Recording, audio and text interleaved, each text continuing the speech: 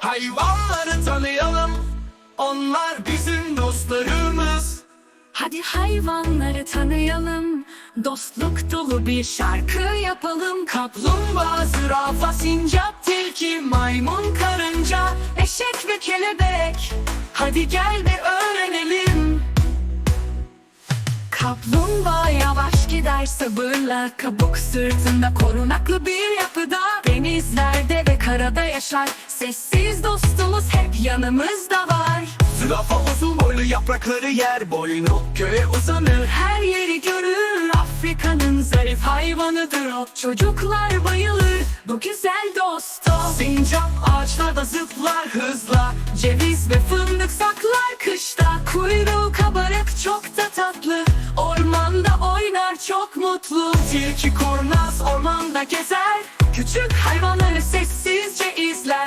Kuyruğu püsküllü, gözleri keskin, doğanın ustası zeki ve çevik. Maymun ağaçta sallanır hopla, muzları çok sever, neşe saçar.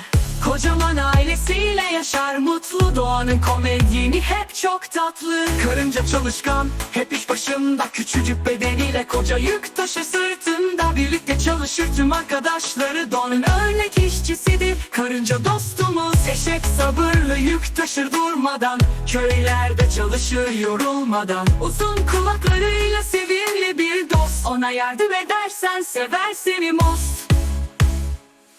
Arı bal yapar, hep uçar çiçeklere, doğanın hediyesi çok tatlı bizlere. Kelebek kanatlarıyla dans eder, havada renkleriyle süsler baharı baştan sona.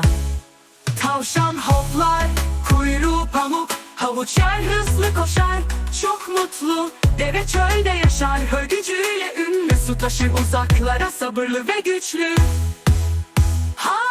Hadi hayvanları tanıyalım, Dostluk dolu bir şarkı yapalım. Kaplumbağa, zürafa, sincap, tilki, maymun, karınca, eşek ve kelebek. hadi gel bir öğrenelim.